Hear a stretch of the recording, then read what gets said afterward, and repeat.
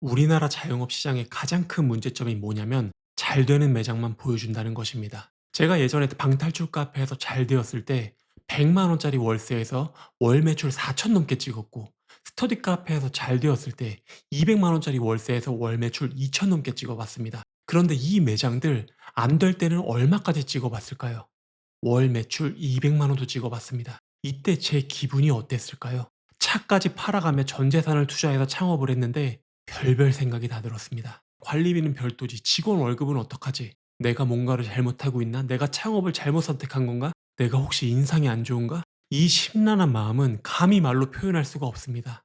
우리나라에서 폐업하는 자영업자 비율이 어떻게 될까요? 1년 이내에 폐업하는 자영업자의 숫자가 35%에 달하며 3년 차에 이르르면 거의 절반 이상이 폐업한다고 봐도 무방합니다. 이 지표는 정말 정확합니다. 저희가 최근에 오픈한 서울 지역의 점유율 현황입니다. 총 경쟁사가 11군데가 있는데 이 중에서 그나마 잘 된다고 하는 업체, 즉 사물함이 70% 이상 찬 업체가 저희 포함 딱 3군데밖에 안 됩니다. 그 이하는 10% 20%의 점유율입니다. 이 지역에서 절반 이상의 업장들이 이미 망했습니다.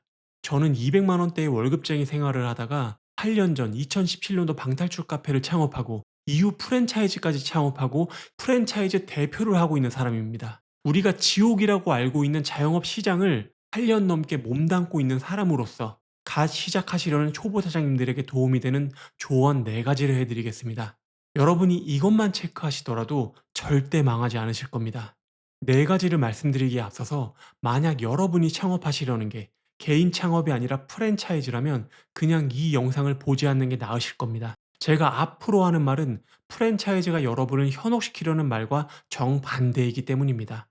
하단 좋아요를 눌러주시면 영상 제작에 큰 힘이 됩니다. 바로 시작하겠습니다. 첫 번째, 인건비의 비중이 높은 사업을 선택하지 않는다. 여러분은 초보 창업자입니다. 제가 방탈출 카페에서 4천만 원을 찍었던 게 평생 가지 않았습니다. 내가 생각하지 못한 어려움은 자영업에서 반드시 닥칩니다. 저 같은 경우는 코로나가 터지면서 12월 극성수기 때 고작 200만 원의 매출을 찍었습니다. 직원 인건비요? 제 통장에서 꺼내서 줬습니다. 사업이 망하는 과정을 하나 보여드리겠습니다. 공급과 수요가 있습니다. 공급이 적고 수요가 많으면 매출이 낮습니다. 하지만 안정적입니다. 이제 수요에 맞춰서 공급을 늘리겠습니다. 공급이 많고 수요가 많으면 매출이 높습니다. 마지막으로 공급이 많고 수요가 적으면 이제 망하는 차례입니다. 여기서 우리가 판매할 재료들, 상품들은 안 팔리더라도 보관을 해두면 됩니다.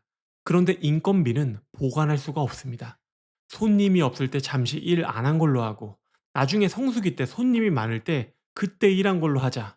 노동부에 신고당합니다. 두 번째, 유행 타는 사업을 하지 않는다.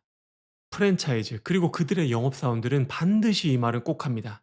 우리 어떤 매장에선 월 매출 1억이 넘는다. 네, 바로 제가 방탈출 카페 영업사원에게 들었던 말입니다. 저는 그 매출이 그렇게 단기적일지 몰랐고 성수기와 비수기의 차이가 그렇게 극심할 줄은 몰랐습니다. 그래서 제가 다음으로 한 게 스터디 카페였던 것입니다. 공부라는 건 유행이 없으니까요. 성수기와 비수기의 차이가 다른 업종처럼 심하지가 않으니까요. 제가 나이가 들면서 유행 타는 사업은 하지 말아야 한다. 이 생각은 더욱더 확고해지고 있습니다. 만약에 제가 술집을 차린다면 핫한 상권가에 차리는 게 아니라 동네에서 접근성이 쉬운 곳에 꼬치집 이런 걸 할 것 같습니다. 성수기 때 번 돈을 모아놨다가 비수기에 쓴다? 말은 쉽지만 실제로는 불가능할 겁니다. 저는 초보 창업자일수록 기복이 없는 사업을 해야 된다고 생각합니다. 세 번째, 매출에 집착하면 안 됩니다.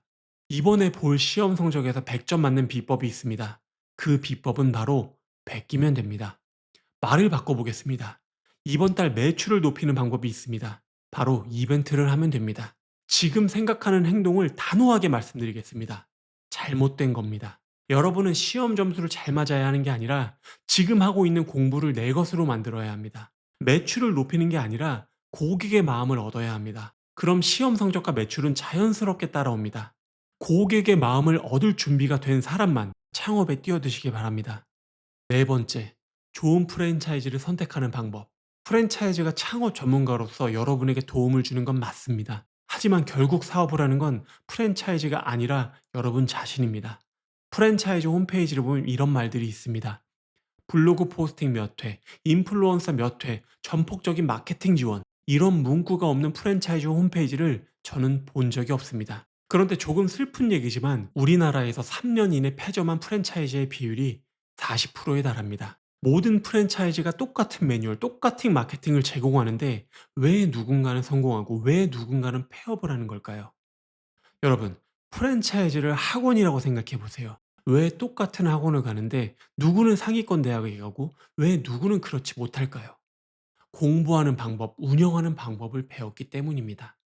저는 저희 점주님들께 마케팅하는 방법을 알려드립니다. 물고기를 잡아서 드리는 게 아니라 낚시하는 방법, 낚시를 아주 잘하는 비법을 알려드립니다. 이거 정말 어렵지 않습니다. 그런데 이걸 귀찮아서 본사에 그냥 모르겠고 블로그 포스팅 해주세요. 돈을 낼 테니 인플루언서 보내주세요. 이런 사람들 정말 많습니다. 그리고 바로 이분들이 우리의 경쟁자입니다. 생각해 보세요. 운영 방법, 마케팅 방법만 제대로 익혀도 시장에서 절반은 이기고 시작하는 겁니다. 고작 이런 수준의 경쟁자들만 가득한 시장이라면 오히려 지금이 기회입니다.